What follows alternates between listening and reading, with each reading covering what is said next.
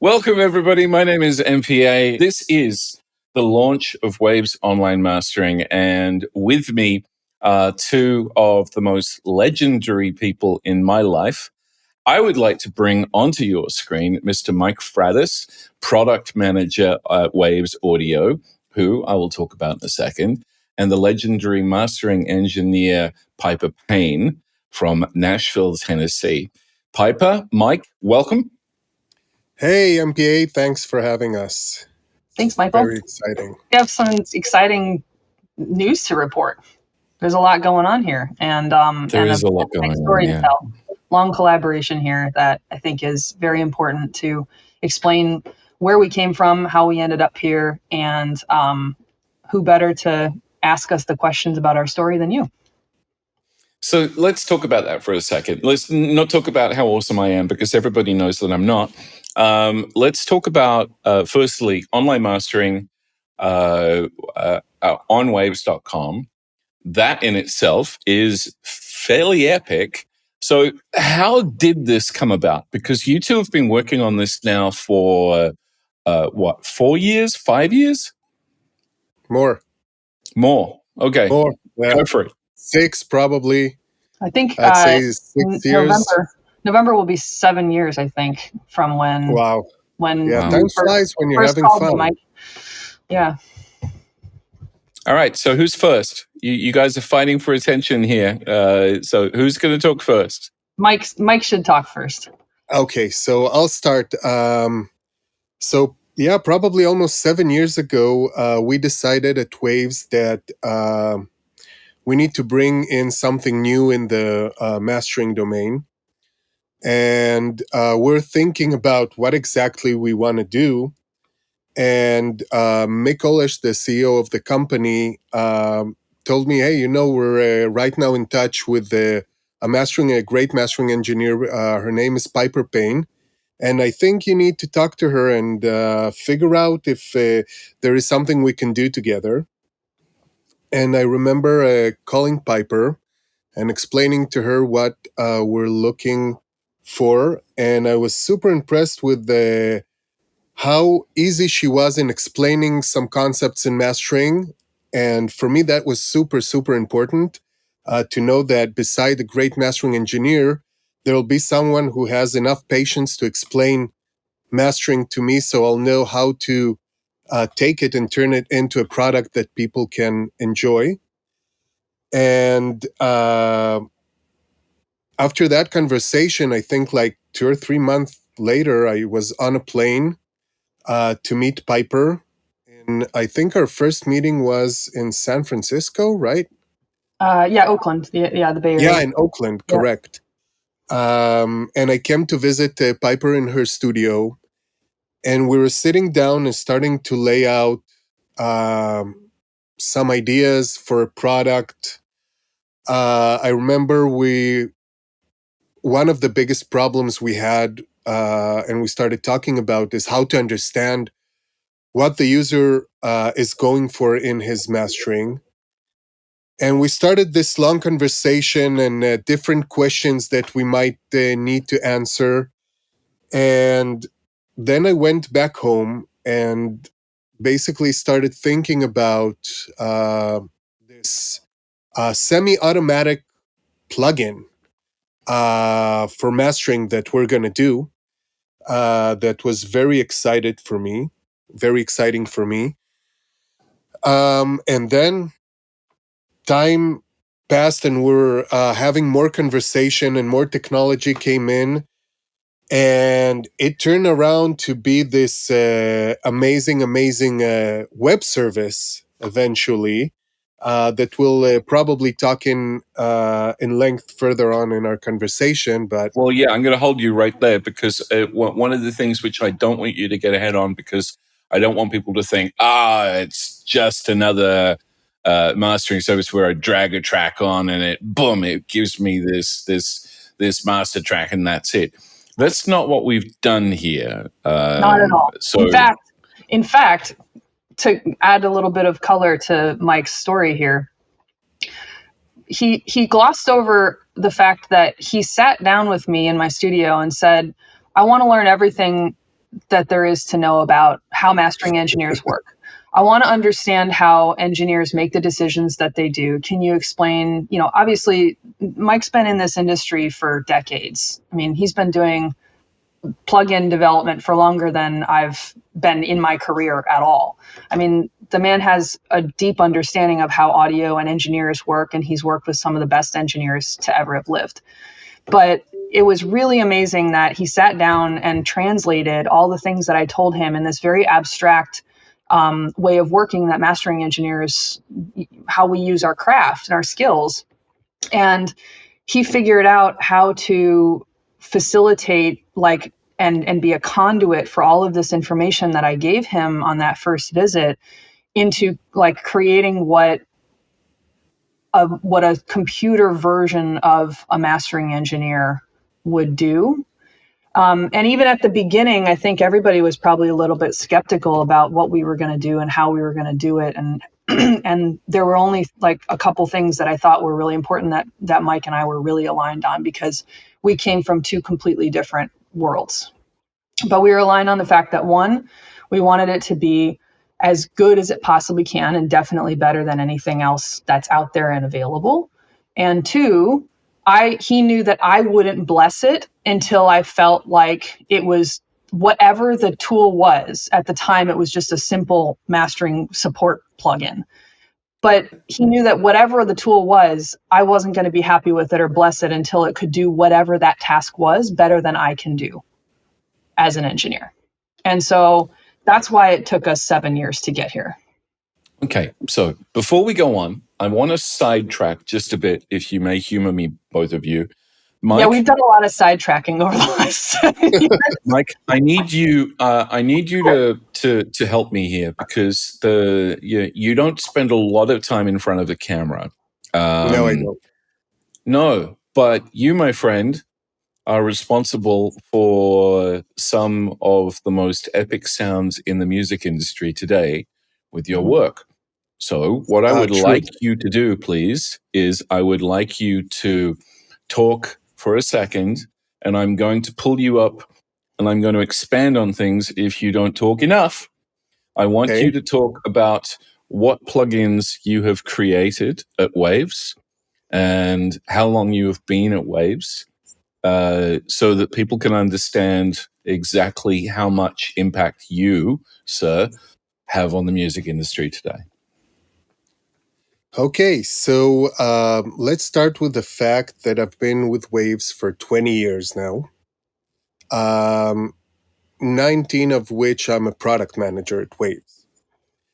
I'm going to try to recall all the projects that I've been working on. It's going to be a big list, but let's see. So it started with Waves Tune. The Rewire tuning plugin was probably the biggest project I've ever done at Waves, and it was my first one. So after that, everything was pretty easy going. Then I've decided to dive into modeling for Waves, doing the first SSL 4000 collection, and then the API collection and the V-Series collection. CLA 2A, CLA 3A, CLA 76s, the Puig Tech, the Puig Child, Kramer Pi, artist editors, artist signatures, sorry. So we started up with Tony Maserati. It was an amazing project to do some plugins with him. And then Jack Joseph Puig and Chris Lordalgi and Eddie Kramer and Butch Vig and Greg Wells. And then I think it was already around 2013 when we started all the Abbey Road plugins. Never heard of them. Yep. That was a super, super exciting time for me doing all the Abbey Road modeling, the RS-24 and the Reds and the J37s and the reverbs, and what else? The vinyl. Wow, what a project was the vinyl modeling. Very long and amazing project. Then some Shep's Omnichannel, of course. Andrew Shep's, we've done a couple of plugins with him, the Shep 73 and the Shep's parallel particles. Amazing. Wow, a lot of stuff. Thanks for mentioning that, Michael. The reason I mention it is because we don't spend enough time, I don't believe, and I'm hoping that this is one of those events that will help change that. And by the way, if you're watching this, thank you. Please dump your question in the chat. We want to answer them, and we want to make sure that you get heard. This is one of those times where you actually get to see, folks, the back end of how this all works, and the fact that there are a ton of people who really, really care about how this stuff is put together. So Mike has spent 19 years. I've been at Waves, 16? He's been 19. I spent 15 as a cleaner, just 1 year in front of a camera. He's been at this company for 19 years, creating the plugins that have created more hit records than I think we'll ever know. And it's not just code, it's being on site, it's caring, it's listening, it's talking to the artists, it's making sure that you're part of the story, you're part of every part of it, which is now where I flip over and I talk to the other person in this event, dear Piper Payne, another good friend of mine. You're both great friends of mine. Piper, talk to the lovely people out there about your successful, amazing career and what you bring to this party. Thanks, Michael. And my modeling career is not nearly as long as Mike's, but it's the mastering world has been really good to me. I mean, I think that the 15 years I've spent as a mastering engineer, I worked in Florida, I've worked in Canada, I've worked in San Francisco, and now here I am in Nashville. And one of the things that's been really close to my heart is the fact that mastering, although I was taught by very old school engineers they're like, okay, do it this way and this way and this way, and you'll always be successful. I think that the music industry and the way that we produce music today has been updated in technology. It's a very different experience and a different process. And I think largely, in fact, because of people like Mike innovating on the tools that we're using to make music today. But when Waves asked me to come around and work with Mike on this project, I think that my first alarm bell went off to go, this is an amazing opportunity. It's a huge honor. And they're picking me for some reason. So I need to make sure that it's as good as it possibly can be. But the other alarm bell went, oh my God, what are other mastering engineers going to think about working on a project like this? Because I'm a human, like as much as I don't give a shit about what people really think about me, I also kind of care about what my peers will say about something like this. And so this whole time I've just been amazed at the dedication and the general translation of what Mike has been able to do with this tool. But there's a huge amount of people at Waves that are working on all these tools and these this project alone that's morphed in such a huge way. But I mean, I've mastered a ton of records and a lot more even since we've started this project. But I can definitely say that even this project has changed the way that I think about my mastering, and some of the techniques that I use today have been informed by this project. I think it's really interesting to reflect on that. So there's a lot of questions going on in the chat right now. One of them that seems to be a recurring thread is, how is this different to other online mastering services, so to speak? So let's hit that one straight away for the two people who have created this. So straight away, how is this different? What's the story straight from the horse's mouth? I think that what makes it different for me is the fact that we were going for a product that was aimed for mastering engineers to do in the beginning. That's what it was. So it was super important to make sure that all the sound is super critical and amazing. Otherwise, you're not going to get the attention of mastering engineers. And because that was the evolution, it started as a product for mastering engineers and then moved on to a web service. It already had a lot of the algorithms that if I would have started at a point of a web service, I would probably do some compromises that I would have done in the beginning when I know that I'm developing a tool that is going to be used by mastering engineers.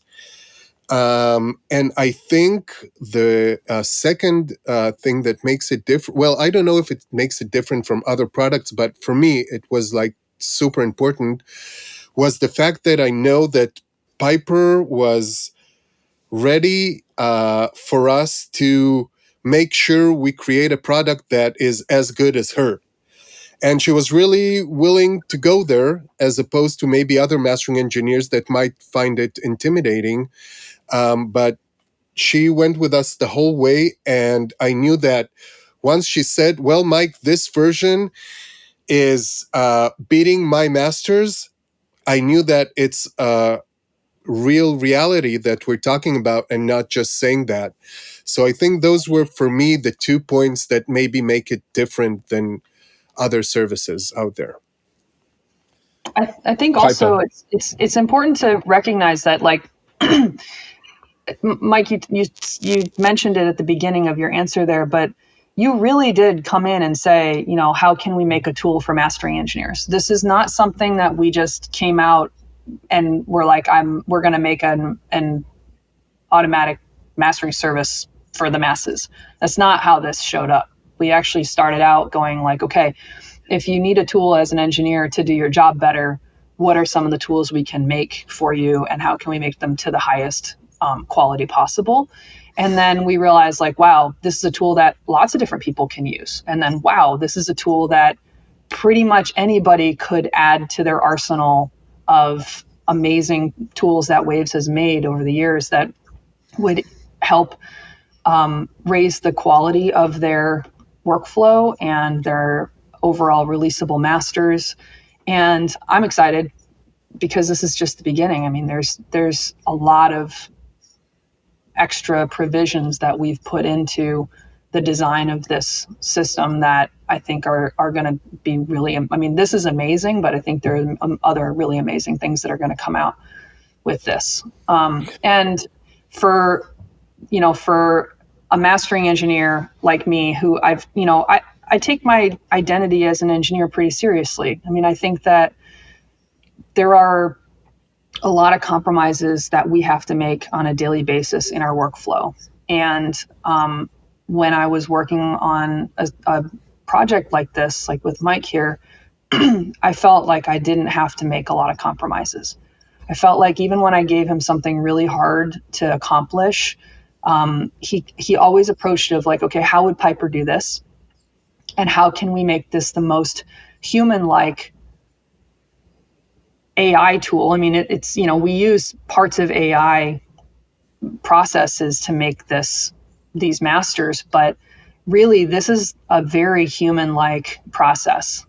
This is not literally a robot arm running audio through my console, but it is made with the same intention as some of these other systems that are using like servo motors on real gear.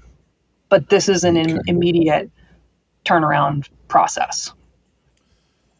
So, Piper, I have a question for you. So, one of the things that, because I've followed what you've both been doing on this this project. One of the things I've heard is that you're targeting musicality and not the loudness wars. Can you, both of you are nodding, that's awesome. So can you both give a take on that, or one can you give a take on that? So, because I think that's important here. It's not that we're not just making a track louder. It's a lot more than that, but obviously there's more to it than that. Yeah, I mean, I'll jump in, and then Mike, you can finish out anything that I miss. Mm-hmm. But you know what? Again, we started this a long time ago as a tool for mastering engineers. So if we were just targeting loudness or trying to be the loudest export on the market, you know, we could have done that. But that's not what would be helpful for engineers and for music in general. You know, there are, even just since we started the project, there have been a lot of additions into checks on the loudness wars. You know, like the streaming services have target levels for uploads, that, you know, even into like some of the spatial formats and stuff. Now there are a lot of checks into how loud something can actually be before it will get rejected or turned down. But, you know, we did it from more of, I think, an altruistic standpoint, which is like, you know, louder is not better. Louder also fools the listener into thinking it's better for a moment. And there have been so many, I think, like, it was interesting because when Mike first called me about this, I had been remastering clients. Okay, so I've had clients as mastering clients that I've had for years, and they maybe do 1 or 2 albums with me, and then they went out to try another service, and then they paid for that service, were unhappy with it, pulled their masters down off the internet, and then paid me my full rate to master it properly for them. And so when I started thinking about what this could be, I did not want us to be another one of those services. And the number one complaint I kept getting was, oh, that other thing made it too loud, or it sounded really great when I first got my masters back, but then once I got them up online, they didn't sound good against other things, or, you know, it was loud and exciting, but that's not really what I wanted for my music. And so for this project, I was really hoping that we would have something that was very versatile, and louder is not versatile. You can always make something louder. You can always upload a reference. You can always do a sound check against the original. You can always do it. We do have volume checks stuck into the tool that you can make sure that you're not fooling yourself with just something that's louder. But you know, when you come at something from sound quality, you can make something feel big and loud that doesn't have to be clipped out or doesn't have to be squashed up into the last couple dB of LUFS in the master. Yeah, and I've done so many master classes with you over the years, Piper, where you know you've played examples and explained, and you explained so well with your examples on why dynamics beats loudness every single time, and how it works. So from a mastering engineer point of view, there are some questions on does this take away from your career in any way as a mastering engineer? Does it take away from mastering engineer, or is this something that they can use as well? I think normal people. Yeah, I mean, when we started this, it was to be a tool to support mastering engineers like myself.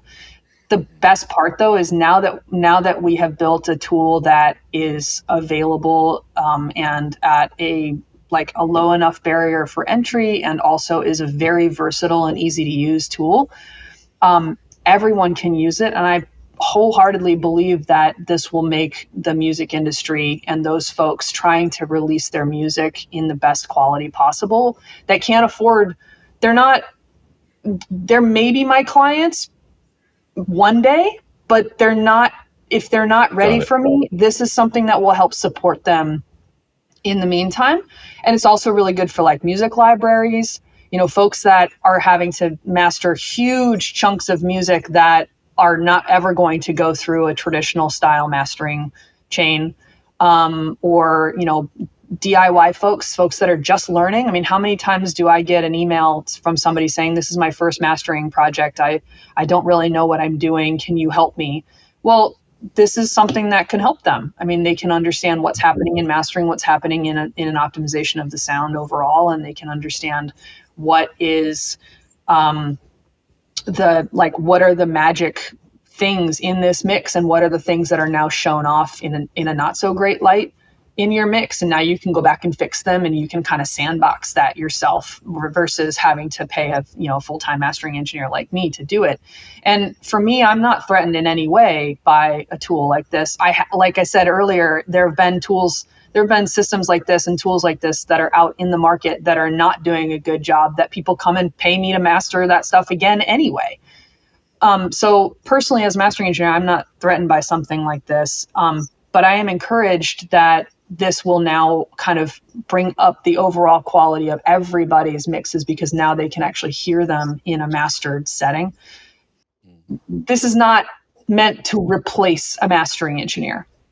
Okay, it's not. Beautiful. Mastering is about format conversion, release, getting things ready for release and going out to manufacturing, and it's quality control. In this case, you have to be kind of your own quality control. You have to already know that your mix doesn't have a bunch of problems, like fade outs and fade in issues, or like plug in, queuing, or missing a background vocal in the TV mix or something like that.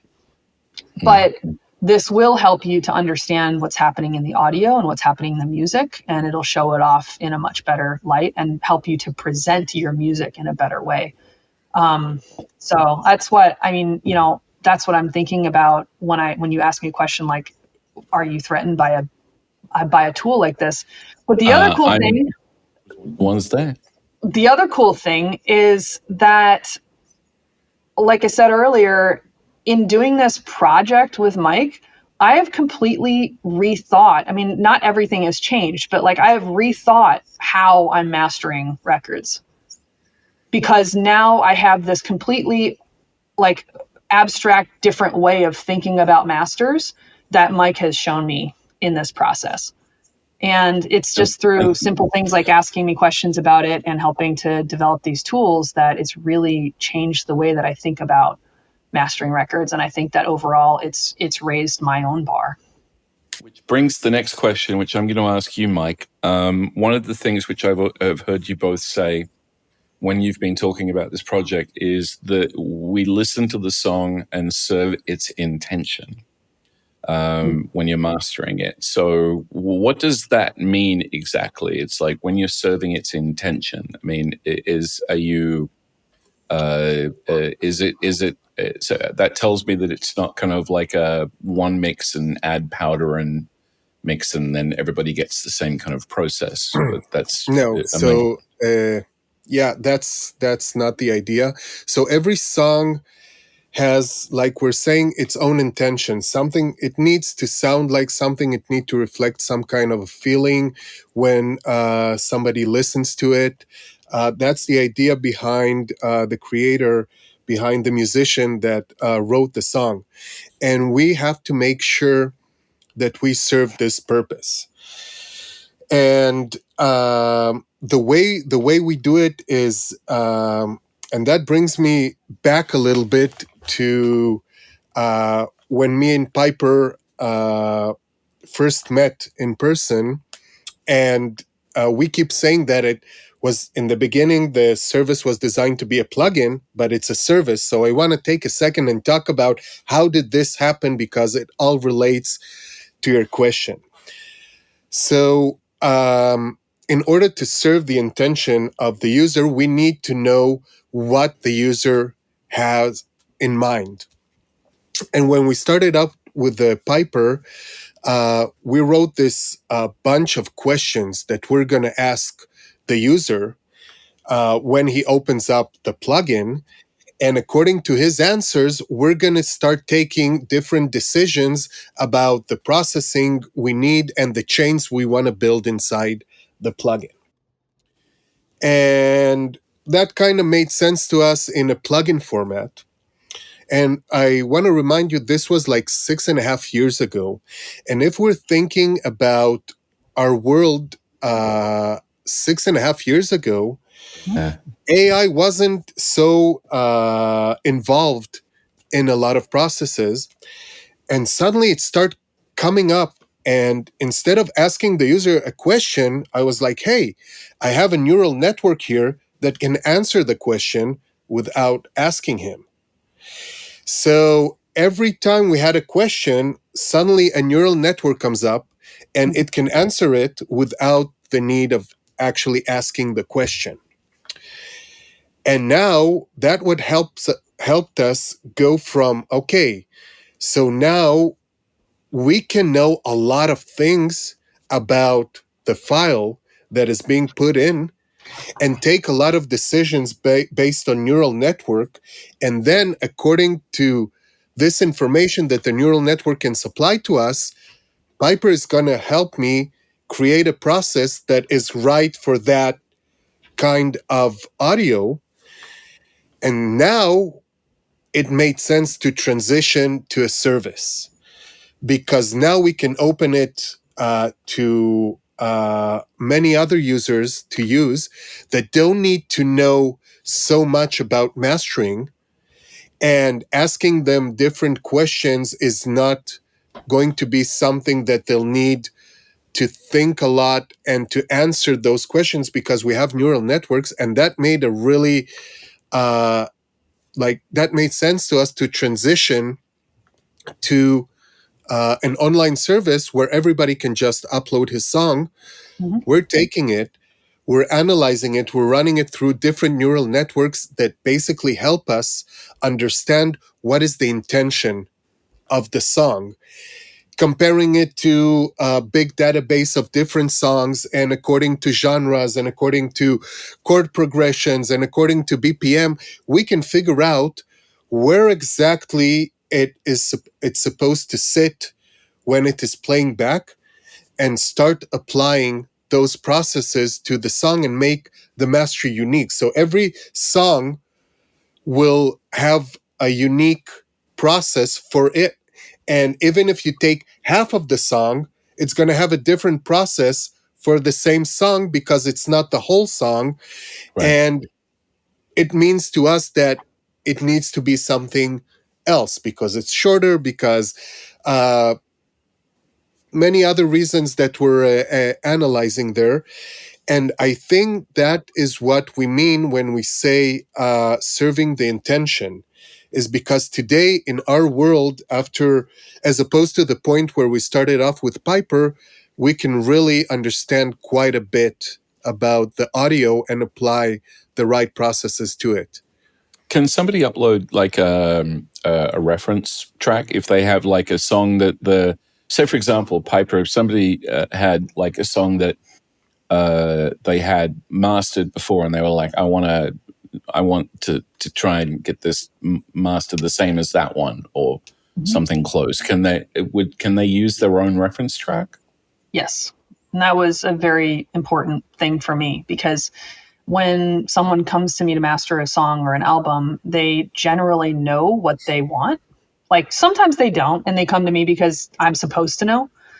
But a lot of times people do have an idea of what they want. And I always say there's a million different ways to master, a track or an album, but having some kind of an insight into what the artist or the producer thinks is a quality master informs the way that I then master that song. So that's a very important, that was a very important part of the tool. When it comes I want to touch on that for a second, if I may, Mike. So talking about the intention of the song. So being able to upload a reference for us was super, super important, like Piper said, because it actually gives the creator of the song the option to let us know what his intention was really. Like if he picks the right song that sends the same kind of feeling and soundscape that he wants for his song. And if the song that he uploads is similar in the structure of it, the instrumentation, and the overall feel, he will help the service do such a better job to get what he intended for his song. And where we all know neural networks are never 100% perfect, but if you pick the right song for you, then your master is going to be perfect. That's definitely guaranteed. Yeah, Or I think it's closer to also perfect, at least. it's also important to recognize that these networks are trained on databases. I mean, Mike, you mentioned it in your previous answer, but this stuff is trained on databases of tons and tons and tons of masters that are considered great and out there in the world, and a lot of them mine, and can compare it against. We went down the absolute rabbit hole comparing what made a good master. Was it a good mix, or was it the process of that mix into the good master? And just this crazy iterative process that we did for months and months and years, to understand what it is that the database and the neural networks need to have in order to make good decisions on these masters. And it's almost like, when I think back on like all the records that I've mastered in my mastering career so far, I mean, that's kind of the same way that a mastering engineer is built as well. We are walking databases of great masters that have been released out in the world, and good mixes and bad mixes, and understanding how we became that great master to begin with. So it's actually very human-like when you think about it. So when you're teaching it, I mean, I'm assuming that, and it'll only get better too. Like there will be more. It will continue to train to understand what's going on as we continue to use the service and continue to innovate on it, which is amazing. But also, correct. I mean, I know you both know me well enough to tell me if I'm wrong. We're educating this on mixes that are right, mixes that are wrong, so the network and the decisions that are being made can be, again, serving the intention of the track, not just add water and mix and here's your stupid track kind of thing. It's like we're trying to make sure that it's more of a human experience. Yes, you're not wrong. I think it's important to understand, though, and Mike, you can jump in and course correct me as I go. But like, the important thing to understand is that this isn't just like a service where you throw it in and you just like. I mean, yes, you put a file up online, and yes, you get a master back, but it's also a collaborative process with the user, and it is the processes that we're using are made from actual real world tools that we use in mastering and processes that we use in mastering. And so this is not like this thing where we've gone through and we've gone like, okay, what is the best sounding master of this genre? How do we optimize the EQ and the loudness to get that? Because we've seen services that do that, and they work fairly well for some things and not well at all for a lot of things. And we didn't want to do that. So we started out understanding what it is that we're using as actual real world mastering tools, tweaked the slope of the first band of this filter till we just like wanted to die. And then we moved on to the next band, and we tried, we're like, okay, well, does this filter need this many points, or does it need this many points? Like, there was so much engineering that went into even just the first version of this. And the first masters we got back of the first version of this blew every other service out of the water. But we said, cool. Okay, but we can get better. And then we spent the next. So I got a couple of more questions for you. First of all, for anybody who's just tuned in, this is the launch event for Waves Online Mastering. If you have a question, stick it in the chat. We have people plus these two lovely human beings as well will be with us afterwards answering these questions. So, Piper, I have a question for you. As a mastering engineer with as much experience as you have, what have you learned from this experience with a plugin company about the process of what a company like Waves does? That you feel, you mentioned earlier on that this has kind of in a way altered some of the ways that you do your mastering. What part of the process, if you can explain or give anything on, has changed in the way that you do your job as you've come up with as part of this project? I think, well, you started out the question in a really interesting way, which was, what did you learn about working with a company like Waves, and how has that informed your masters? Is that kind of correct? Kinda. Yeah. So the thing is, like, I, just like probably a lot of other people, did not understand really how a company like Waves went about making the products. As a college student, I bought Pro Tools LE 7.4, and it came with a basic, Waves bundle that had an EQ and a limiter, and then I could start adding tools to that from the Waves world. Like, I had zero context, really, even though I'd spent a ton of time in product development and software development. I've worked for digital audio workstations. I've run beta teams. I've understood how software development works, but this was a completely different way of working, from the collaboration that started from day one of the way that Waves approached me about this. And Mike kind of glossed over it in his first answer to this question, but I'll kind of give some background. I got this call, or actually I got an email from Mick or Mike, I can't remember who it was, but I got this email that said, we'd like to talk to you. Do you have some time? And I was in the middle of a business meeting, and I left the meeting because I was like, holy shit, this is Waves. This is a really big opportunity. Whatever this is, I have no idea.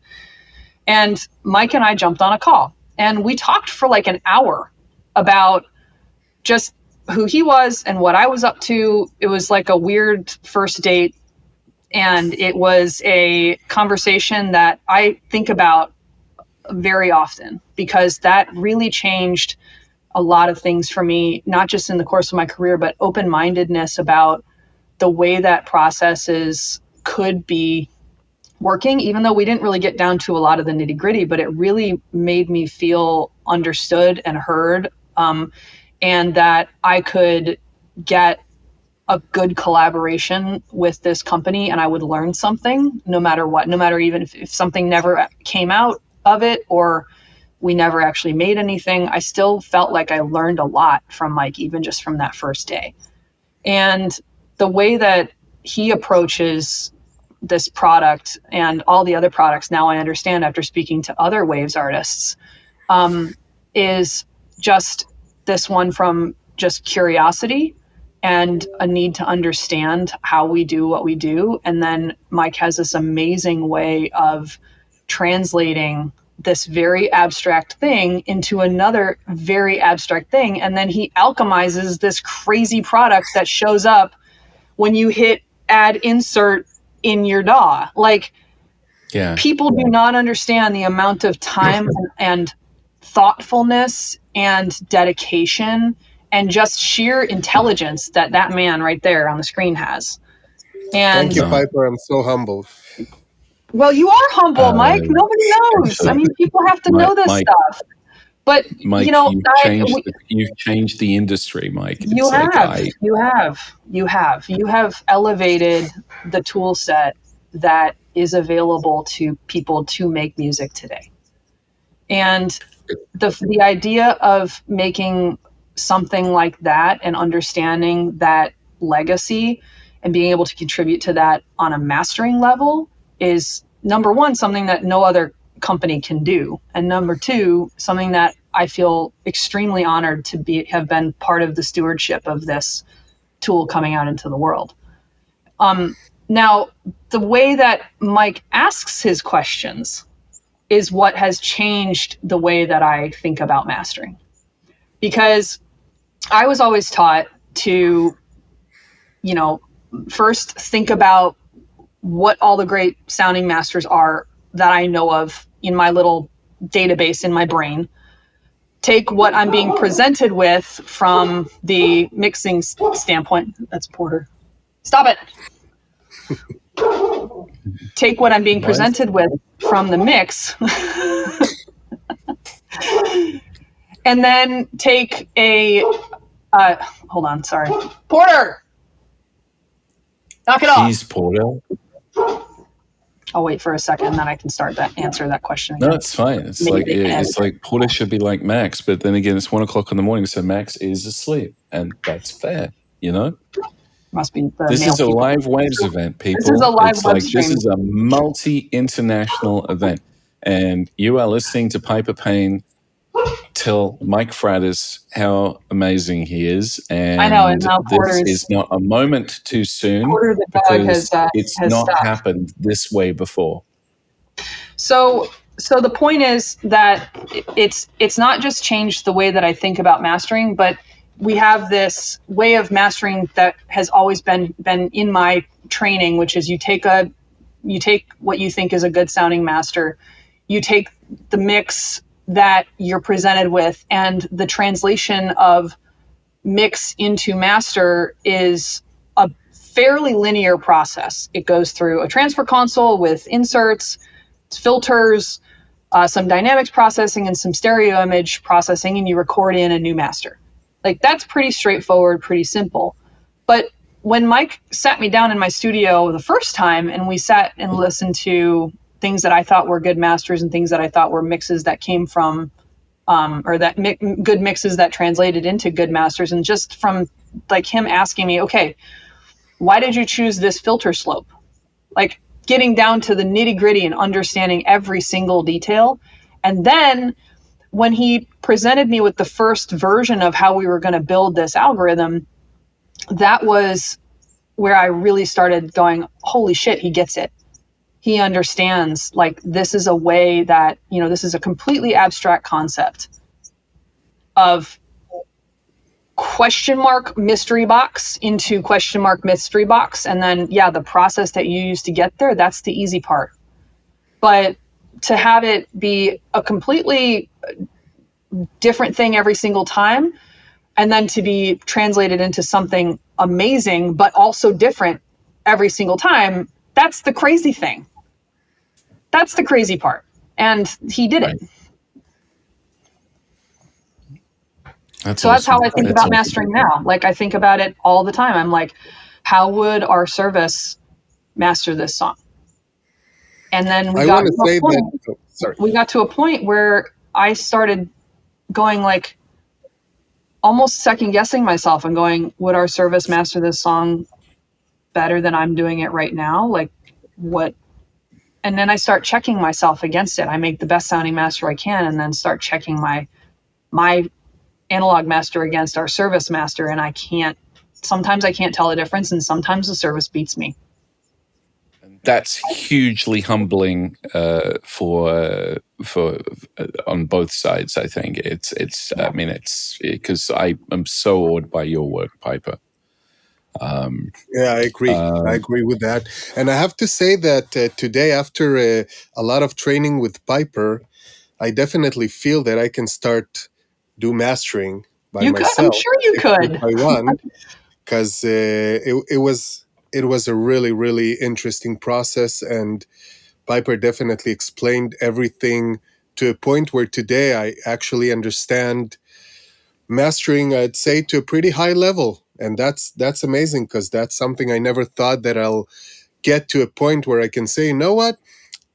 I can say that I feel comfortable in a mastering environment, and I know what needs to be done and how to listen to it and try to understand what is going though. So Piper, thanks so much for that, because I think that was super, super crucial for the success of the product. And I want to take it to the point where you asked what makes this service different. And I think that one of the things that now when Piper was describing it, that I realized that makes it different is that the fact that when we understand what type of process we need to do at a certain point for the song, now we have tools that has been proven for years and years to work for mastering engineers, thanks to the Waves arsenal of plugins. And that's something that is, for me, is different because I can absolutely rely and know that, okay, if I need to do this type of compression, that plugin is going to, that type of process is going to do it for me. And it's been already tested and been foolproofed and debugged, and the process works. And it works in a very high level. So that's very reassuring when we're doing these kind of projects. All right. So now I'm going to ask Piper, because we're going to close out in a second. Piper, what makes this different? Your final thought. My final thought is that every time Mike would send me a new build, I would tell him no, no, no, no, no. And we eventually ran out of no's. Even things like he would send me something and it would sound amazing, but I would say, okay, this sounds too clean, or now the bass sounds too good, or this sounds, different. This sounds different than how I would do it. And every time Mike would just write back and say, okay, how about we try this thing instead? Okay, how about we try this thing instead? And we got to the point where I couldn't say at any point that this was not as good as I think I could make it myself. That's what's different. It's because of Mike and because of the company behind this and because of the long collaboration and literally the time that it took us to be patient with it and not just rush something to market because we figured out how to optimize a file. Like, that's not what this is. Okay, so Mike or Piper, you can take this one. You can take this one. Explain the style and tone buttons for me and for the people out there. So style and tone are just a couple of ways that we can support the user in their own customization process. But really, style and tone are the ways that I think about vibe in mastering, and even something as simple as like the way that the stereo image is presented with depth, or the way that I am starting out the processing of the dynamics in a master is based on feedback from my customer, my client, who is the ultimate most important part of this process. So we built in these different ways of customizing your master with style and tone. But it's not just like a different EQ curve or a different dynamics process. It's a combination of a bunch of different things. And really it's about the approach of the master as we're getting ready to do it. But we tried to build it in a way that was just very simple. But it is a very powerful set of tools. Even though it's just 5 different buttons and 5 different sort of selections that you can make on the master, it really, really changes the vibe of the master and the overall sound. Like something that is, we start out every master with the precise setting, and that's what we think is going to sound as good as possible based on 0 feedback from you. But then you can customize it yourself. You can make it more organic, meaning like it's a little bit more of a natural approach to mastering, or you can do it as we call elevated, which you can kind of attribute to something a little bit more pushed or poppy kind of sound. That's how I think about it. Or you can add then depth for your master on any of those original settings. But I think that really, if you think about it more of like a way of going, okay, we've mastered this song to the best of our ability with 0 input from you. and this is what we think is going to sound awesome. Now it's your turn. If you want something a little bit different, try these different style and tone choices.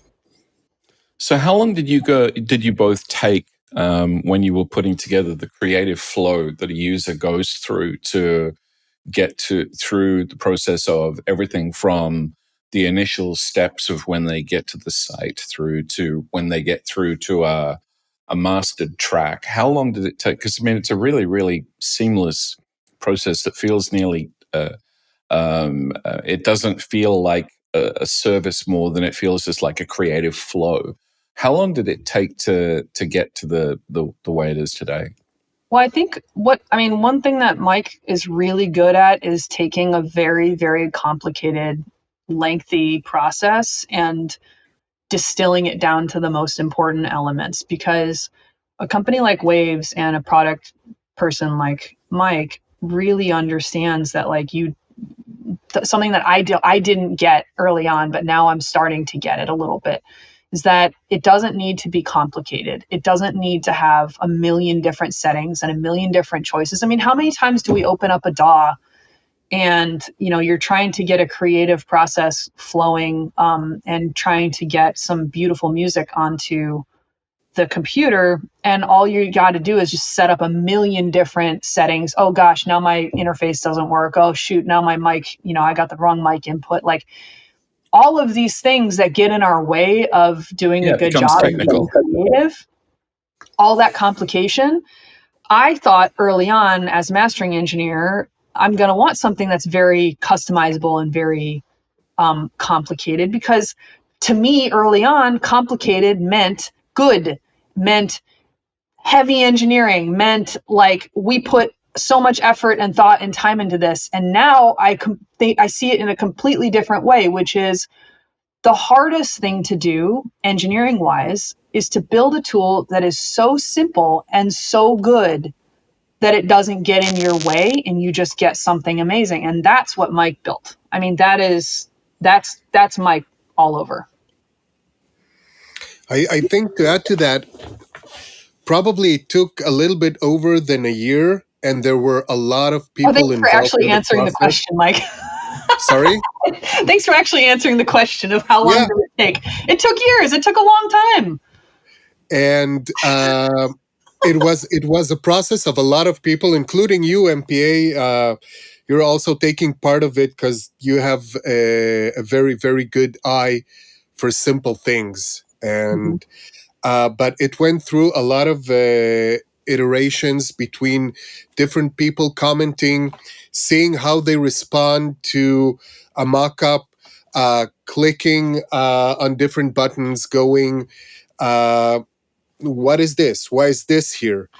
And by the actual question, you understand that, hey, okay, so this is not clear. We need to find a way of making it clearer. Maybe some steps were removed along the way, but it probably took about a year plus to do the actual flow in the website and get it to an optimized place. I'm sure there is more we can do, and we will do, because the more time we'll spend and get feedback from people, the more optimized we can do it for them. But I think we've reached, like Piper said, a very good place where there is a lot of very complex things happening in a very simple user experience and graphical user interface. So I think that was a very, very important key. I think also to add to that, building, it took me even a while, even though I trusted you completely from the beginning, Mike, but it took me a long time to understand that we have to build a trust factor with this service, because just like in a human mastering engineer system, you have to build trust with your engineer, and we need to continue to build trust and build this amazing sound into this system. And for me early on, thinking how simple it was, I was like, well, you look at something and you think, oh, it's simple, it can't be that good. But really what it is you have to just understand that the more that I saw it get turn around great product every single time, the more trust I had in it and the process. And the minute that I let go of that idea that because it's not complicated, it can't be good, that's when I think our system really started taking flight. Yep. So sorry I fought you so long, but Well, it was worth it. I think a lot of good came out of it. It's and just like that, everybody, I'm going to end a therapy session now that I've got these two talking to each other again. This has been Piper Payne, mastering engineer extraordinaire, and Mike Fradis, legendary product manager from Waves. This has been the launch event of Waves Online Mastering. My name is MPA. If you've been here watching this and you haven't yet, then please do put your questions in the chat. We're still answering. If you are here because you love us, thank you so much for your support. We are looking forward to hearing what you make of this and how you feel about this service and the sounds and the mixes and the masters that you make with it. So be good to yourself, be good to others. MPA out.